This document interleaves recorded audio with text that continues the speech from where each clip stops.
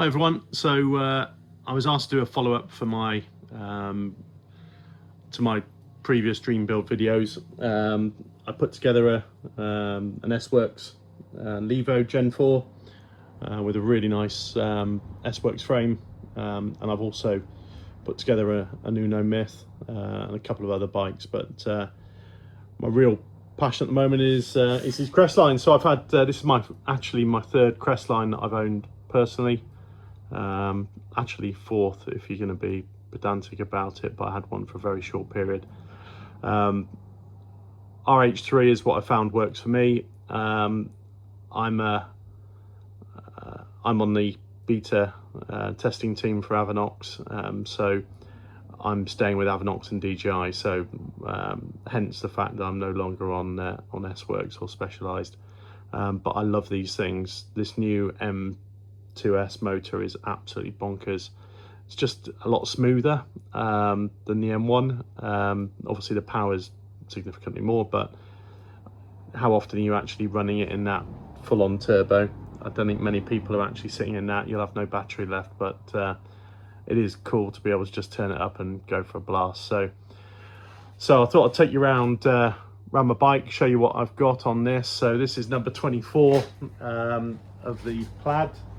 So on the back of here you get your little number and you get all your other bits. On the top of the frame it also tells you it's Plaid. So this is, as I say, running the M2S motor.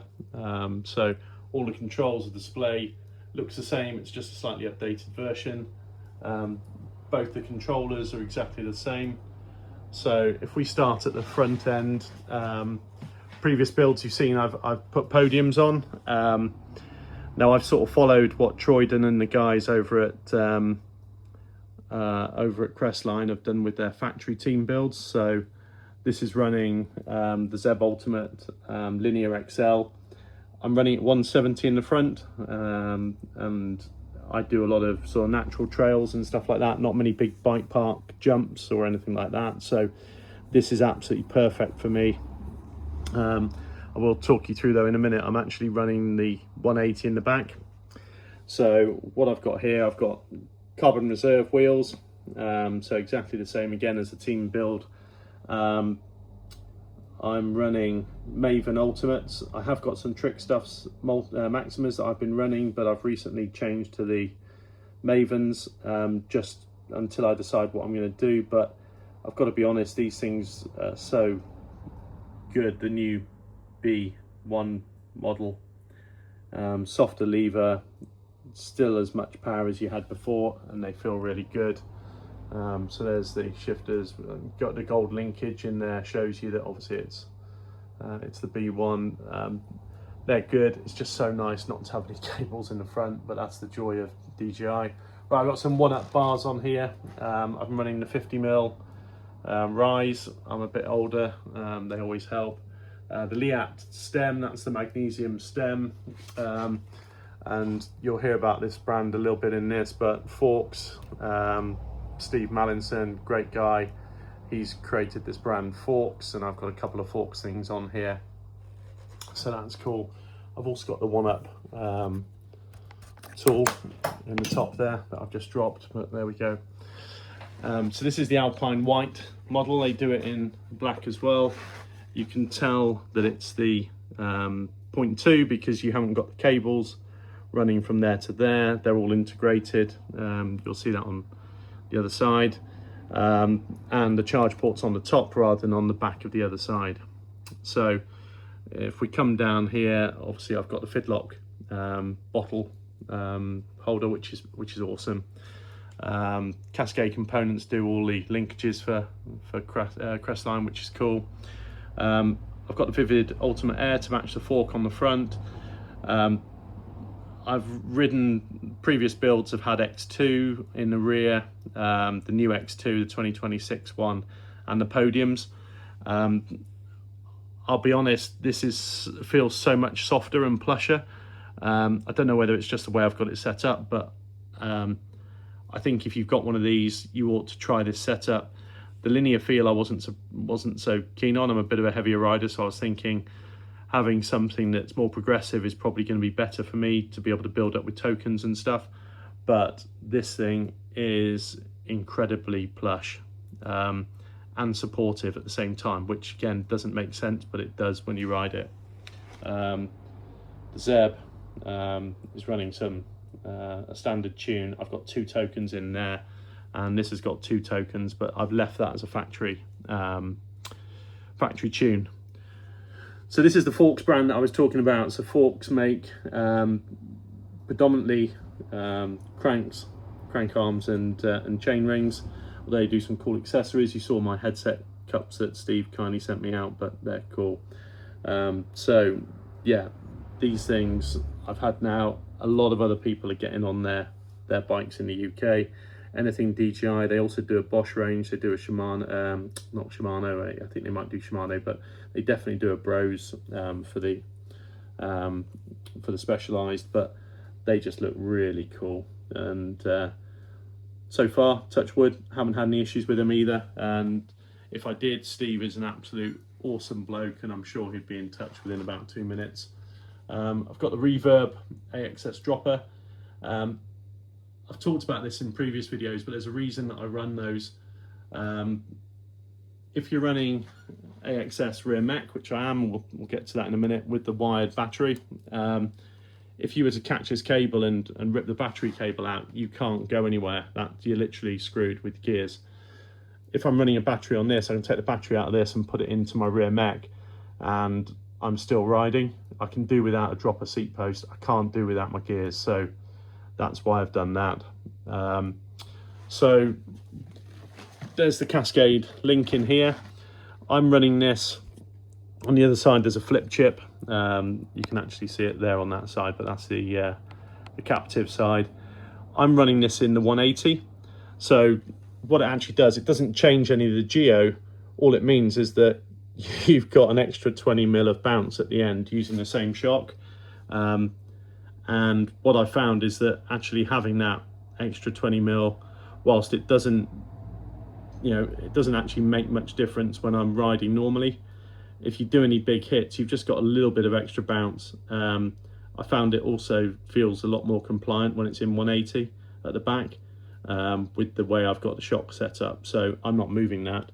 I am running roller bearings in the with the Vivid Air. They're pretty cool as well. I know they're not something that that comes as standard with RockShox, but if you buy the bearing kit, it just seems to make everything flow a bit nicer.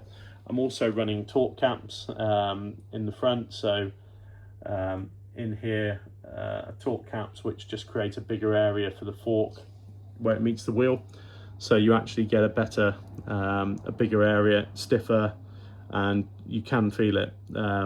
There's a reason that people do it. It's because you can actually feel it. So there's the cool thing that are on all Crestlines here for the hot laps. So I've got an XX chain on this.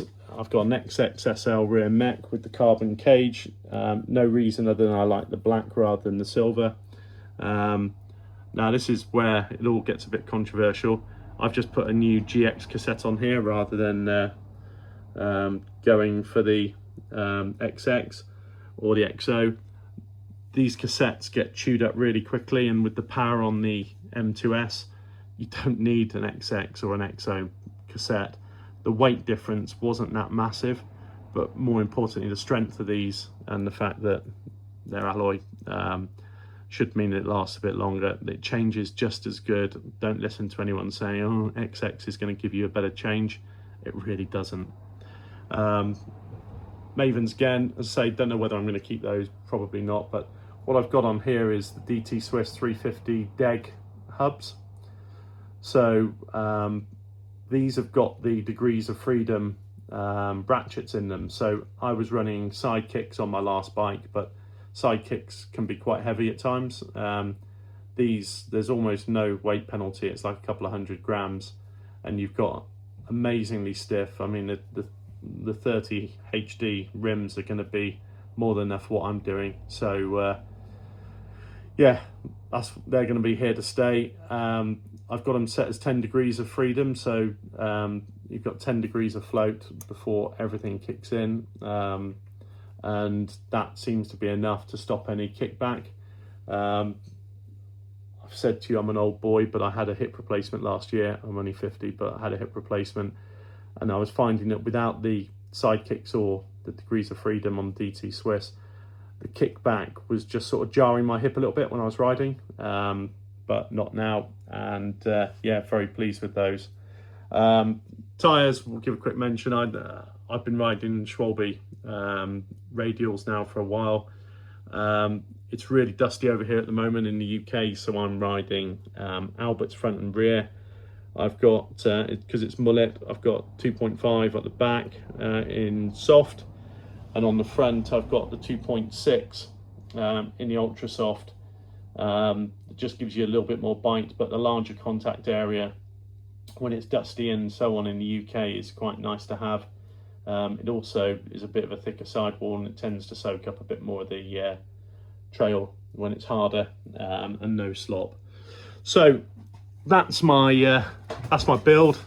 If you've got any questions, pop them in down below, and I'll get to them and comment on them. The other thing, if you don't have them, get the pod shifter upgrades to the AXS. It makes a hell of a difference if you'd be able to get purchase. Yeah, that's it. I mean, the only other thing that I haven't mentioned, I've got the LEATT magnesium pedals. I've only had them about 3 months now, and look, they're absolutely beaten. But that, unfortunately, is the joy of riding in the UK at the moment. The stones and rocks and so on that we're passing, but they're getting all the damage, and fortunately the cranks seem to have not taken anything at the moment, which is good. But yeah, so that's it. If you've got any questions, drop them in below, and I'll answer them. I've done round about 350 miles on this now in just over a month and a half. My last one I did about 600-700 miles. That was the 181.1, which was the Spectre, and that was a grey one, which the new owner took last week, and he's very, very happy. And the one I had before that was one owned by Rob Rides, which was the black 181.1. That was a prototype bike that again a friend took off me afterwards, but that was good, and I'd stuck I think I put about 200 odd miles on that as well. So I'm well over 1,000 miles on Crestlines this year, and love it. Brilliant bikes. The way they do it is just great, I'll be honest. It's making me ride a lot more than I have done, and obviously having the new hip is great. I do a mix of, most of it's natural trails here, but we're very lucky that we've got 2 big hills locally. One's really open and covered in woods, and the other one's rocky and rocky with lots of quarries and stuff like that. So I've got some varied riding here, and it's all literally within a mile of my house. So yeah, if you've got any questions, Crestlines in the UK, there's now a couple of us who have got them. We must organise a meetup, but that's the bike. Any questions, drop below. Have a good day. Ride safe, everyone.